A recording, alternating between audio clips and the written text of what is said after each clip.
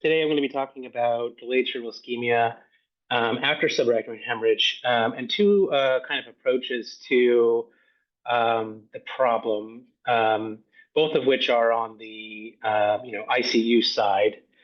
One is a new drug, and the other one is kind of looking at some topics and areas that have been visited several times in the history of this disease and is still being actively debated. Um, as far as disclosures, the work I'm going to show you has been funded by NIH as well as several foundations, anesthesia research and education, medical research foundation, brain aneurysm foundation, and then a study drug from a trial I'm going to show you was supplied by GlaxoSmithKline, and the study that I'm currently working on is another study drug provided by a different company called Icosis. This is the OHSU team who did all of the work that you're going to see here. Ross Martini is a fantastic neuroanesthetist and critical care specialist. And my mentor, Dr. Al Kayed, Dr. Dewan and Dr. Liu are cerebrovascular surgeons at OHSU. And of course, my mentor and dear friend, Dr. Justin Cetus, who we sadly lost recently, who was my mentor on this project. And we worked closely together in bringing this forward.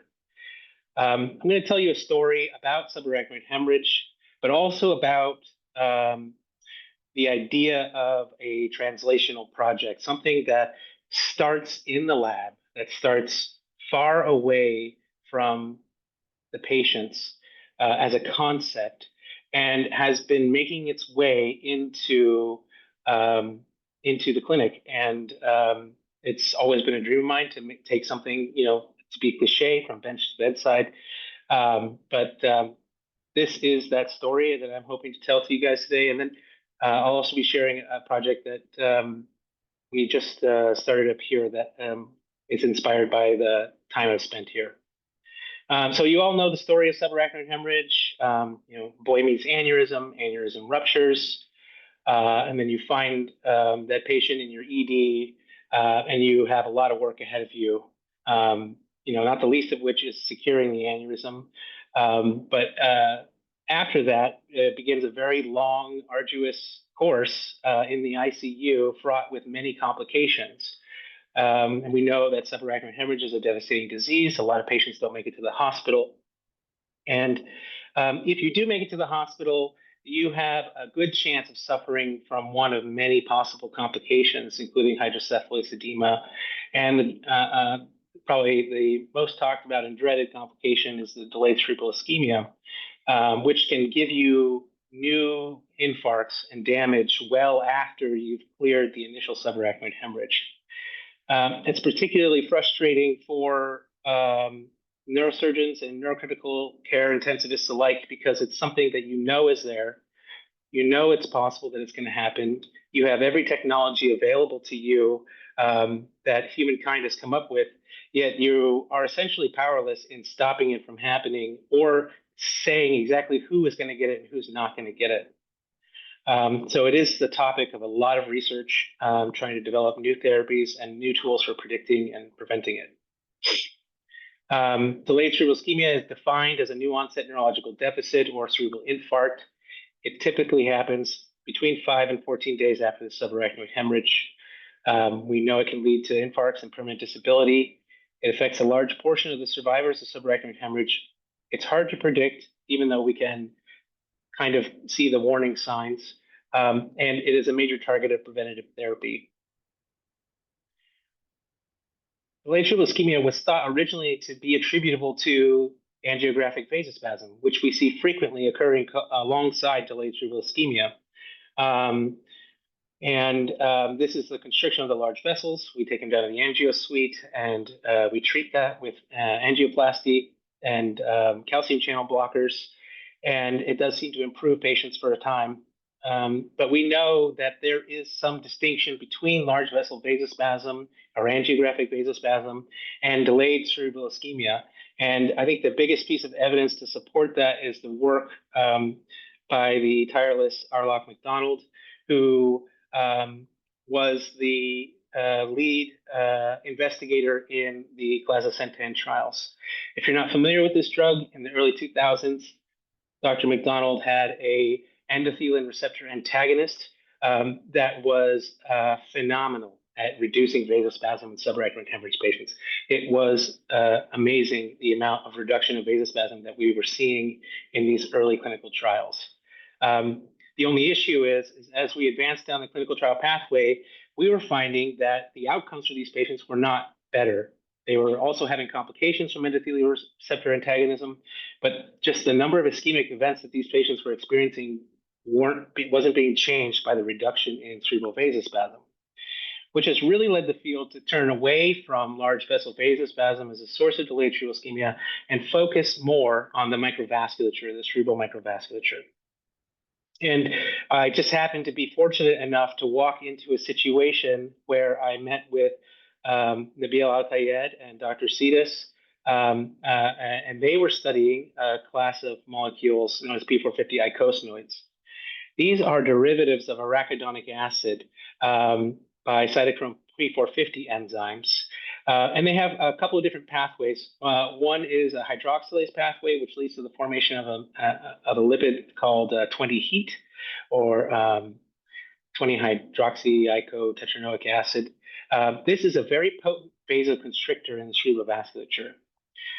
Down another pathway, derived from the same arachidonic acid by epoxygenases, are epoxyicosatrienoic acids, or EATs.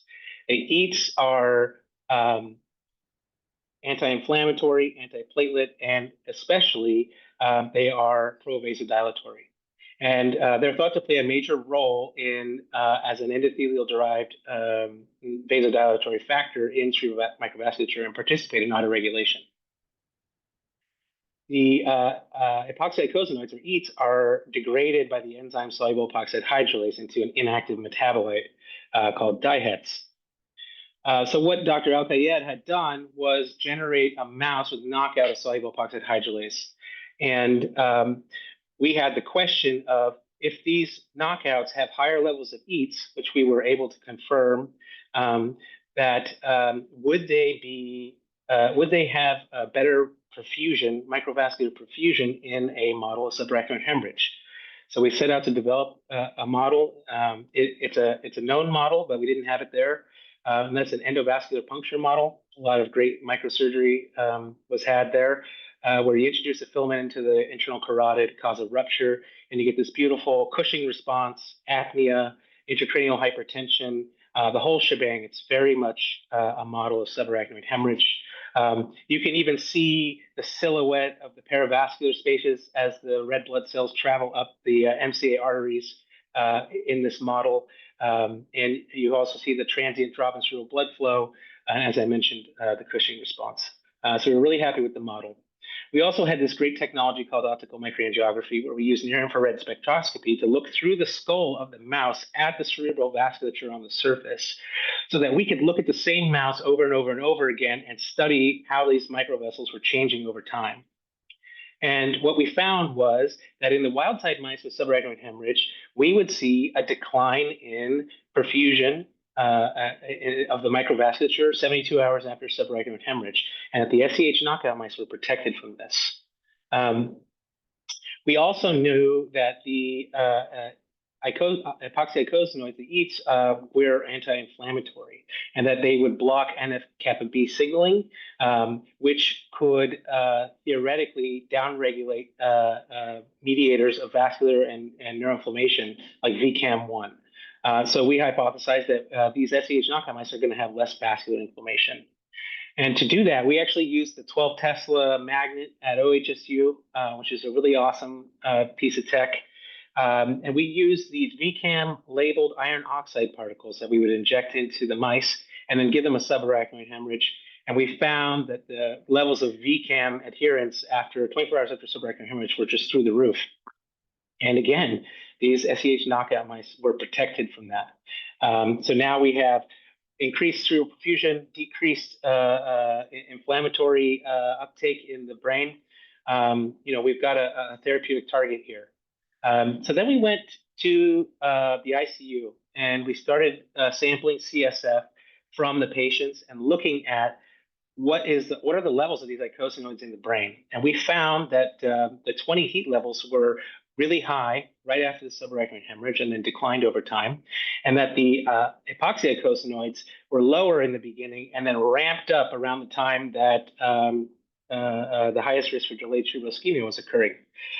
And we hypothesized that because we knew this was a protective enzyme, that somehow this was responding to the ischemia that these patients were experiencing. And in fact, we did see that these molecules were higher in the delayed cerebral ischemia, the patients who went on to experience delayed cerebral ischemia, than in the ones who did not. And this is at 96 hours. In fact, we never followed up on this, but these icosanoids are actually better predictors of who's going to get delayed cerebral ischemia than our Hunt-Hess scores or our Lindegard ratios. And it's something that we just never took forward. One interesting thing that we were able to do was there are known single nucleotide polymorphisms in the human population of the SEH enzyme. One is a K55R mutation, and we know that this actually ramps up SEH activity and reduces bioavailable EATs in that patient population. And there's an R287Q mutation who does the opposite. And so we asked, what is the outcome of these patients if they have a subarachnoid hemorrhage? So we started genotyping subarachnoid hemorrhage patients until we found enough patients with the K55R mutation and the 287Q. And we found, indeed, those that have the K55R mutation and increased SEH activity have more infarcts and therefore delayed cerebral ischemia. These are new strokes well after the subarachnoid hemorrhage, and a higher mortality than their wild type counterparts. The R287Qs, we didn't see anything statistically significant with strokes and mortality, but we did see that they had better outcome scores than their wild type counterparts. So for us, this was a very exciting piece of evidence that we were on the right track, and we moved forward.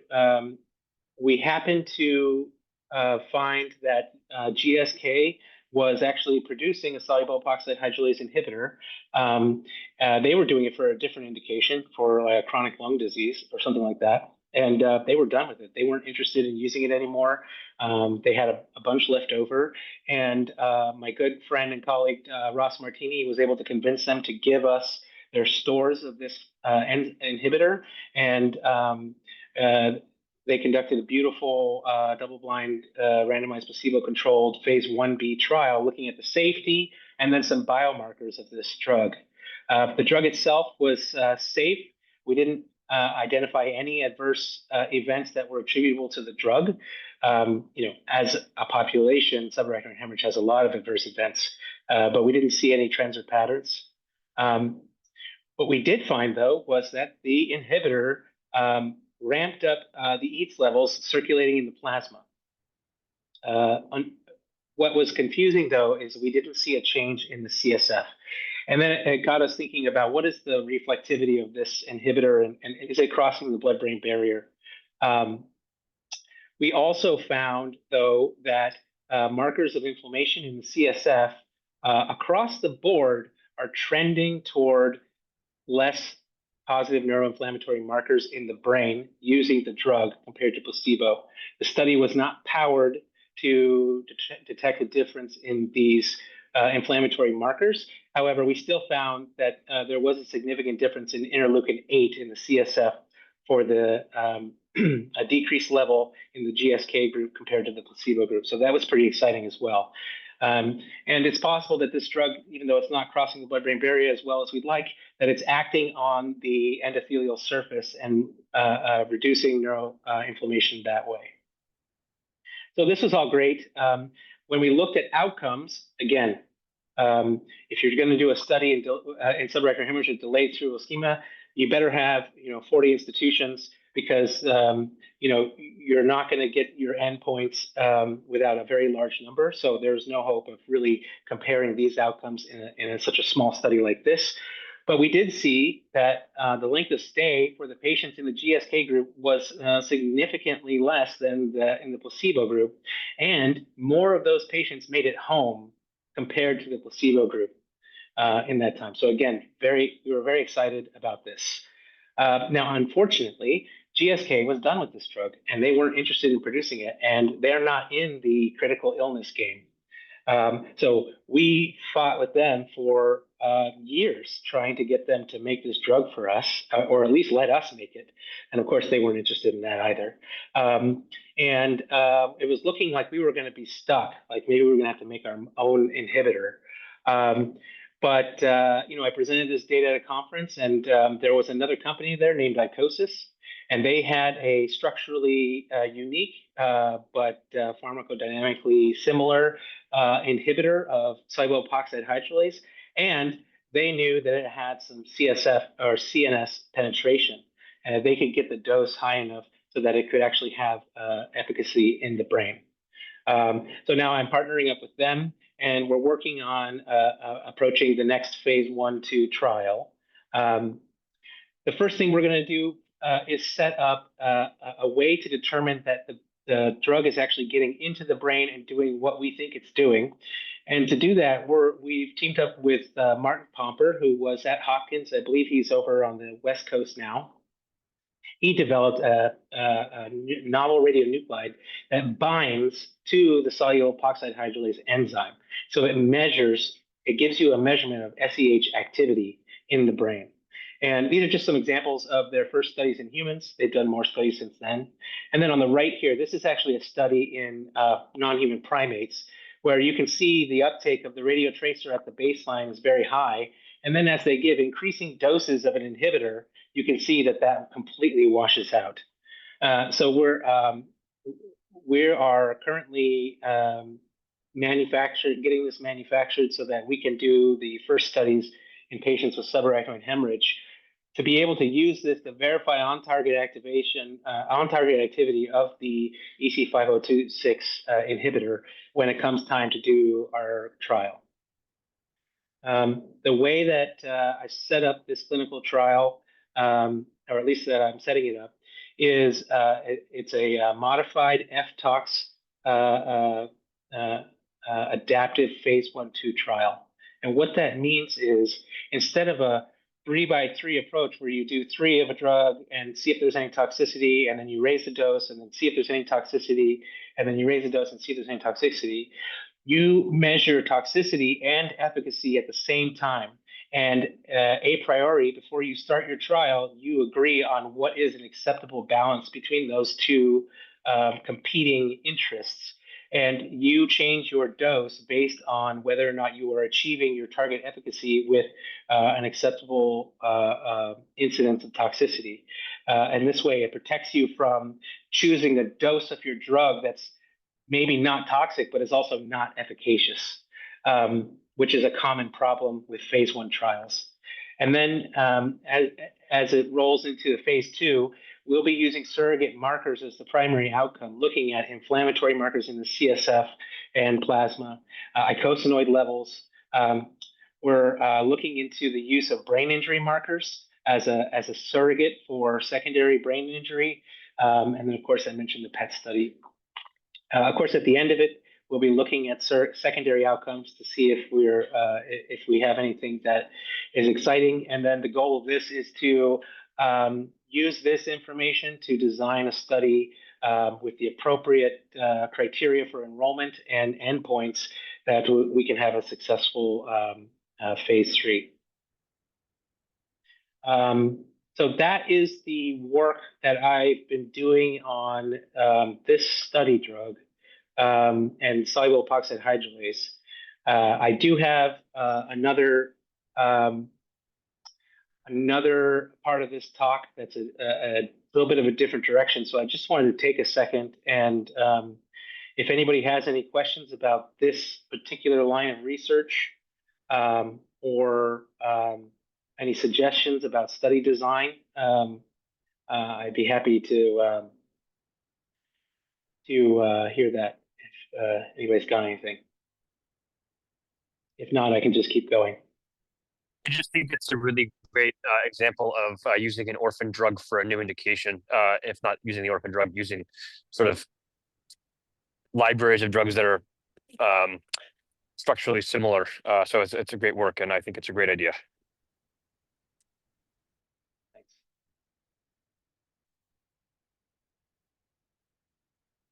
So moving on to a different area of work.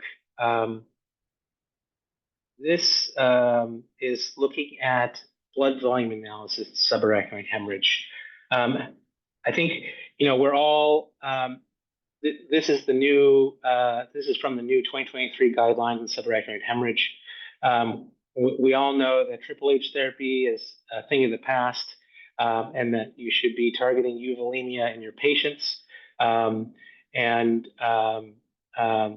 that the evidence continues to build that deviating too far from euvolemia in one direction or another can have negative impacts on your patients.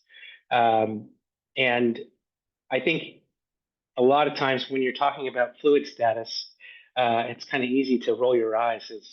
Sometimes we can spend a ridiculous amount of time debating about whether to give a fluid bolus to a patient or not. But what I'm hoping to show you is that this is actually quite important. The clips and the coils that go on in the OR, but the outcomes they're made in the ICU.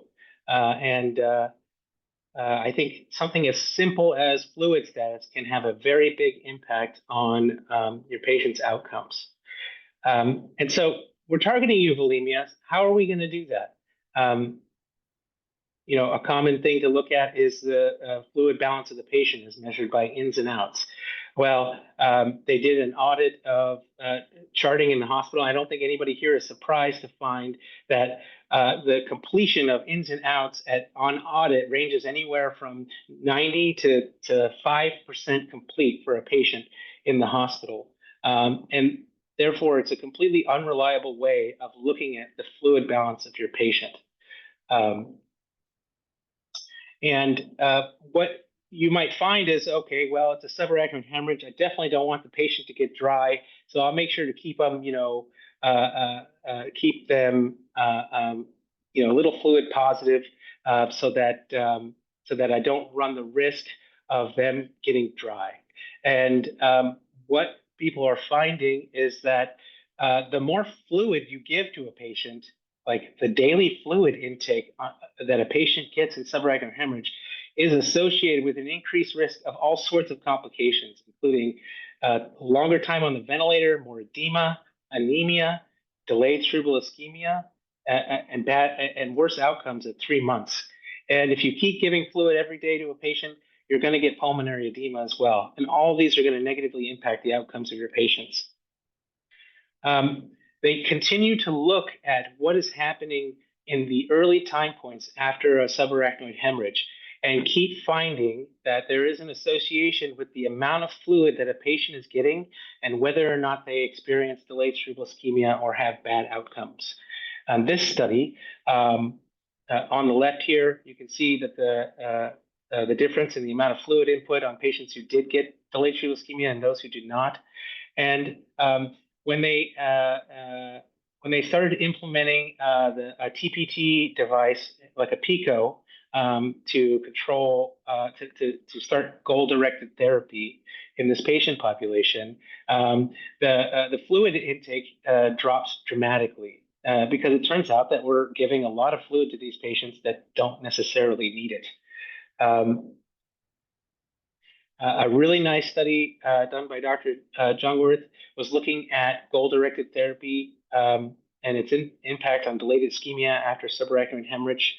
And what they found was just the act of using a goal-directed approach to fluid management and blood pressure, they were able to significantly reduce the risk of delayed cerebral ischemia in their patient populations and improve their outcomes. And when they looked at the amount of fluids that the patient got and the other drugs, they actually couldn't find a difference overall with the total amount of resuscitation they were giving. And the only thing that they were able to find, put these out of order here, was that in the early days, immediately after a subarachnoid hemorrhage, when the fluid status of a patient is really the most unknown because they're coming in off the street, you don't know how they were before they came in, has the biggest impact on their risk of delayed cerebral ischemia and their outcomes. And then their goal-directed therapy was using a Pico device, which I have not seen a Pico device installed here once. And it was becoming a very rare thing at OHSU as well. It's difficult to do. It requires skill, and it can give you some unreliable results as well. But there's definitely something there using a goal-directed algorithmic approach to volume status in these patients that has a very major impact on their outcomes and their risk of delayed cerebral ischemia. Additionally, we talk about anemia and subarachnoid hemorrhage. There's a lot of controversy in that as well about whether to transfuse a patient and what the thresholds are. And this study was looking at what is the fluid balance of the patient and how is that impacting their hemoglobin. And what they found was that the patients who were experiencing the worst anemia were the ones who were getting the most fluid. It was a dilutional effect. We were creating our own problem by giving fluids to these patients, driving their hemoglobin down, and then transfusing them. And they found that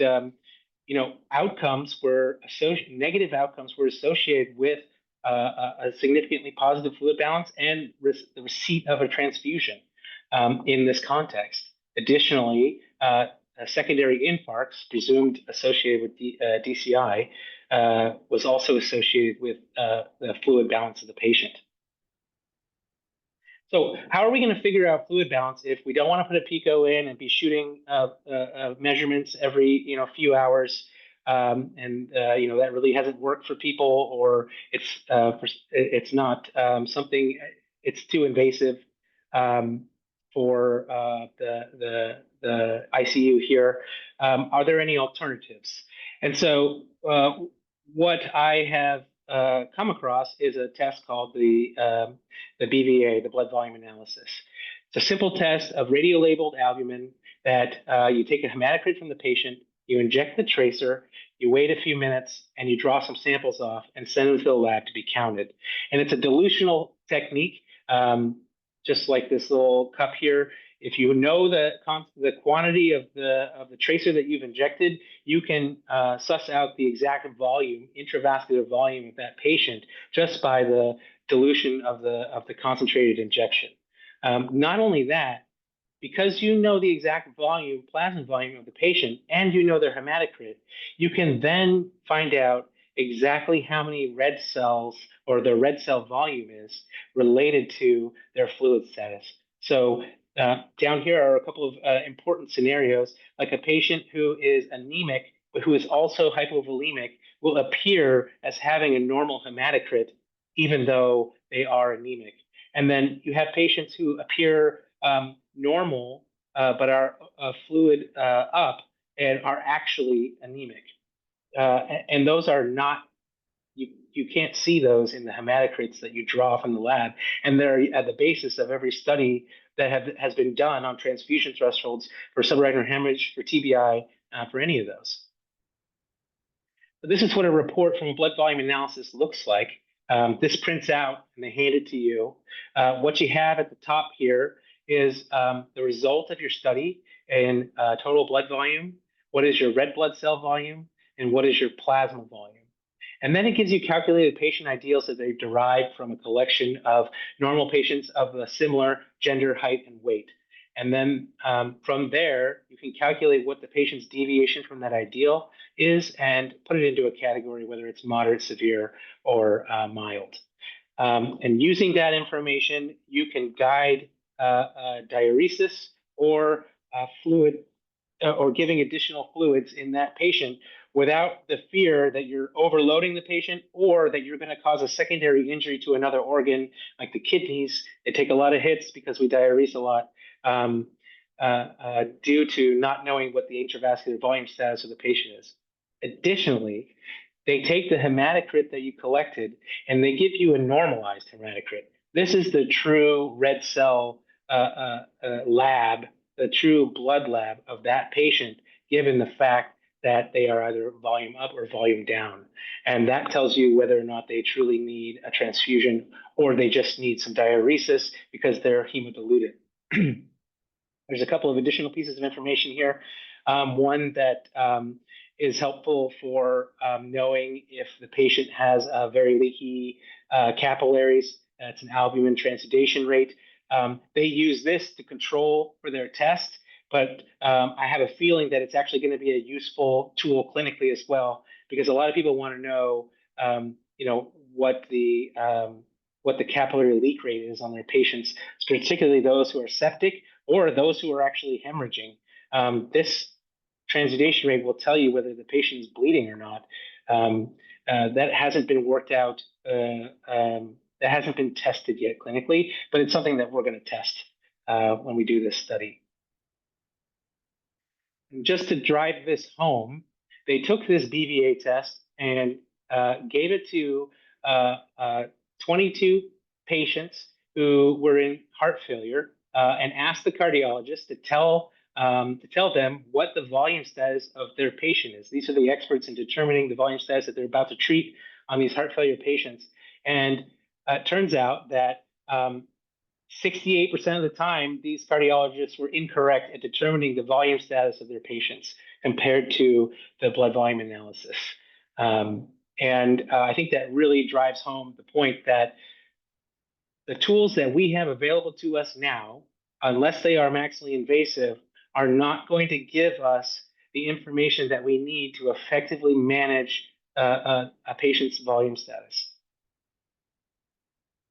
So the goal of the BVA study that we've written up is to first figure out what is the actual incidence of plasma volume abnormalities and red blood cell volume abnormalities.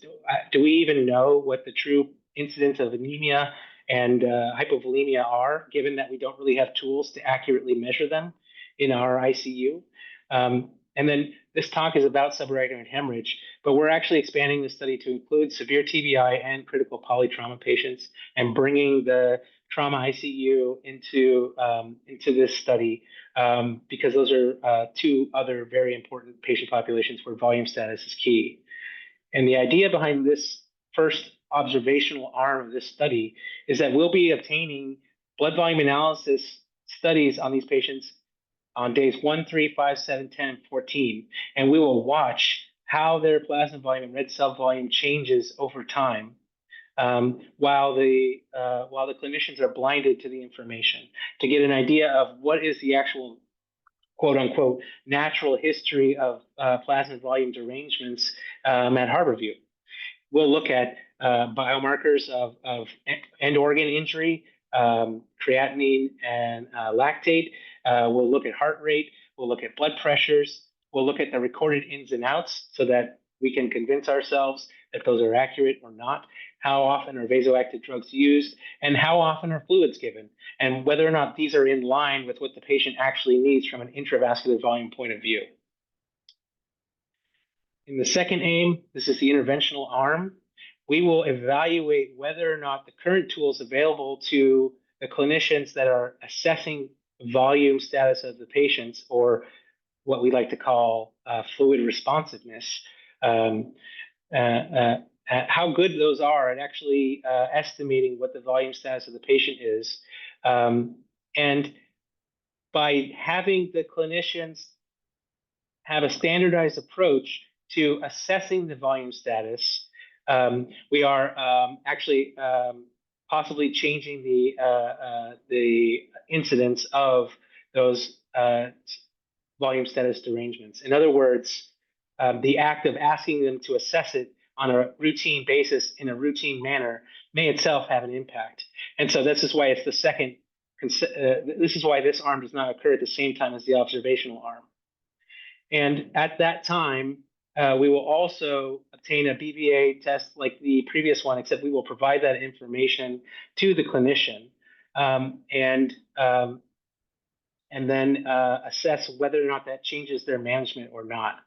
And the outcomes of these studies is to look at how much time or how many samples that are obtained on this patient are out of range for that patient's volume goals. In other words, in the first arm of the study, the clinicians won't know what the BVAs say and therefore cannot respond to that information. And therefore, if it's an unrecognized plasma volume derangement and it's not treated, it will persist to the next test or get worse.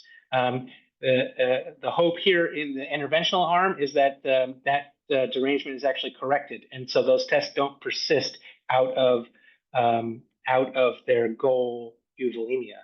And then, of course, we'll be testing the accuracy of the clinician assessment so that we can convince ourselves that an objective test is actually useful. If our assessments at the bedside are just as good as the BVA, then there's no reason to get a test like this that costs money and doesn't add any additional information.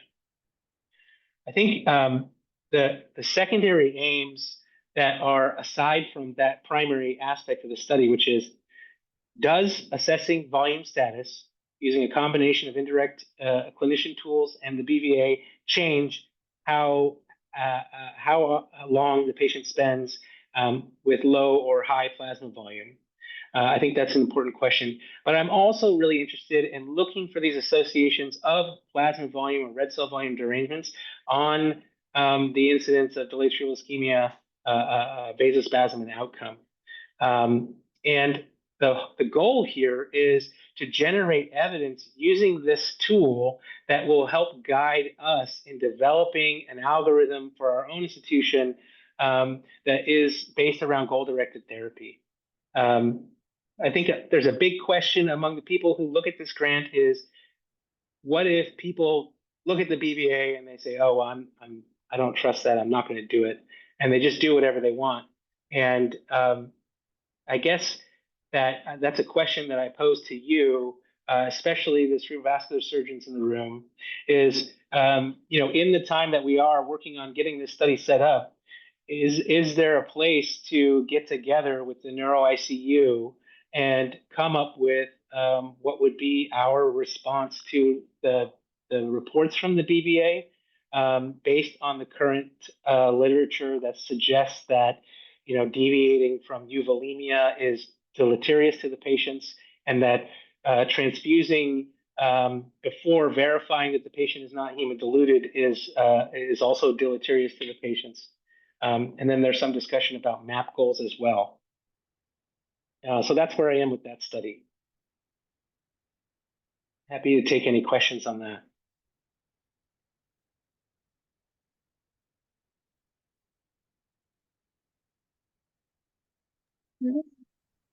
Hi, Dr. Siler. Dr. Buchwald has a question. In the chat? Or yeah, hi, Dominic. Deidre Buchwald here. Super interesting. And, I would argue with your outcomes that your studies actually bench to community because people are doing better in the community. I have a couple of questions about this last study that you've probably thought about, but probably worth mentioning. The first is that I hope you're collecting race, because volume status and hematocrit and some of these other markers differ by race, particularly among Blacks. So your thresholds and your formulas may be different for different populations. So that's one question. And the second is you're collecting information from the physicians, but one of the things you brought up is sort of the arduous nature of some of the ways of measuring these things.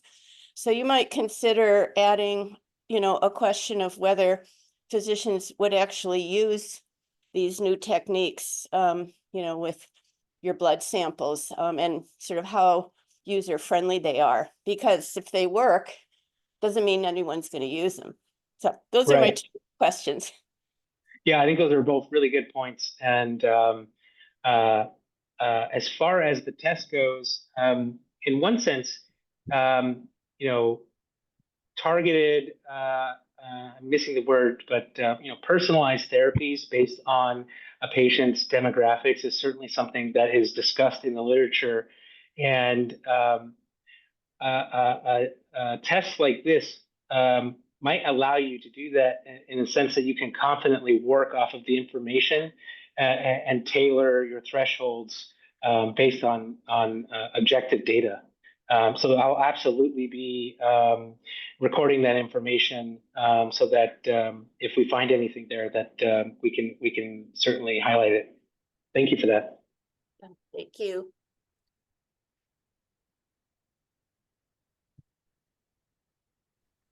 Hey, Dominic, nice talk. I had just kind of a, sorry, I'm covered in children. I have just more of a practical question. A lot of vasospasm trials and DCI trials have sort of failed based on simple things like definitions. So how are you defining your endpoints of some of these trials, particularly when it comes to modulating spasm versus DCI? And what's your primary endpoint? Because, a lot of trials have died with great science and great design because they just weren't measuring the right thing. And of course, 90-day MRS is not going to do it. Right. Yeah. It's a really good question, and a really tough one, because I think there's a lot of back and forth on whether people should be using composite endpoints or not in these studies. A big problem in subarachnoid hemorrhage clinical trials is, your primary endpoint, if it's something like new infarct or delayed cerebral ischemia, it's going to take you a long time and a lot of patients to get to a sufficient number that you meet the primary study endpoint that you've designed. So why not make a composite endpoint that includes mortality and infarct, but then you risk covering up your treatment effect at the same time. I think it's a very important question, and one of the ways I'm hoping to address that is first looking at biomarkers that will be surrogates for therapeutic efficacy to justify proceeding with a large clinical trial. And a couple of ways that I'm hoping to make sure that we do meet endpoints is it's a question about whether or not we should be enrolling every subarachnoid hemorrhage on a first efficacy trial, or whether we should be enrolling only those who have a known increased risk of delayed cerebral ischemia. And that's an ongoing discussion as well. And then finally, one thing that I was just looking at the other day, which I was really shocked that it's not out there, and correct me if you've seen it, but why aren't we using brain injury biomarkers as surrogate markers for secondary brain injury in subarachnoid hemorrhage? I mean, S100B or an NSE should be able to detect a new infarct with a decent sensitivity, and you could just you don't have to do a bunch of CT scans. You could do a couple of blood tests and get an outcome with regards to those who have elevations or late elevations in their NSE as a pretty significant biomarker for secondary brain injury in the time frame of delayed cerebral ischemia. Even if we're not detecting it by neuroexam, which you can't detect all of them by neuroexam, and not detecting it by CT, which I'm sure that several infarcts are missed on CT all the time. I don't know Dom, if you have any thoughts on that. I'm really glad you brought that up, because I was just thinking the same thing. And in fact, there's really a paucity of literature on using biomarkers to guide what we do in the inpatient setting, looking for secondary injury specifically. But I think that would be a very easy and fruitful research study to conduct. I would caution, be excited. Yeah, the caution there, I mean, it's fine because you have some baseline, but the caution there is that it's going to be difficult to tease apart some of the acute and secondary inflammatory reactive biomarkers just from the initial injury, early brain injury, and the effective treatment, particularly open craniotomy. I think the problem is that it's relatively sensitive, but it's very challenging to demonstrate specificity. And so again, I think the problem here is we know that some of these things work. We have a really difficult time separating signal from noise. And I don't want to sound pessimistic, but if it were easy, it would have been done by now, right? So it's not just going to be a blood test. I think probably the answer is better baseline and follow-up imaging, and using radiographic endpoints are always preferable to clinical endpoints, which are much more subject to initial conditions. The MRI don't lie. But it's not easy. I mean, I think you have to be really clear in your primary outcome, and the more objective and radiological or blood-based you get, the better off you're going to be. But it's still going to be a challenge. So I encourage you to try. And I think if nobody has done that NSB and S100B studies, and like we should just do them because the bar is so low. But I would be shocked if it hasn't at least been looked at. And I know that for things like ischemic stroke, those biomarkers have not been very fruitful. So I think it's probably worth taking a look in that literature. What I've found so far are people who are trying to use it to predict outcome or risk of DCI in subarachnoid hemorrhage. I haven't seen anyone using it to measure the incidence of DCI. Okay. And I honestly don't know if it would work, but presumably you've got a certain amount of time away from surgical interventions where we're just watching the patients and not operating on them, that there could be a window of observation for those markers that might be useful.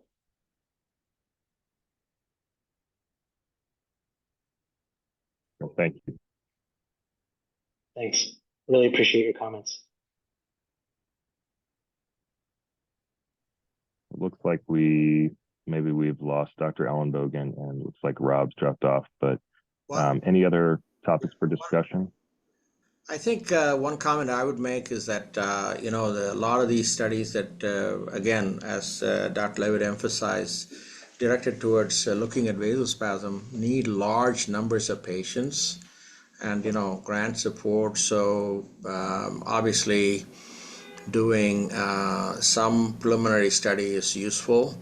And we are using AI to study subarachnoid hemorrhage. The main thing, the vasospasm, you have to really distinguish angiographic spasm, which is it can be studied in various ways. Angiographic spasm looks at the basal vessels, and the same thing, somewhat similar information can be obtained by TCD and CTA and everything. But then clinical spasm is that plus microvasculature plus failure of the collateral circulations.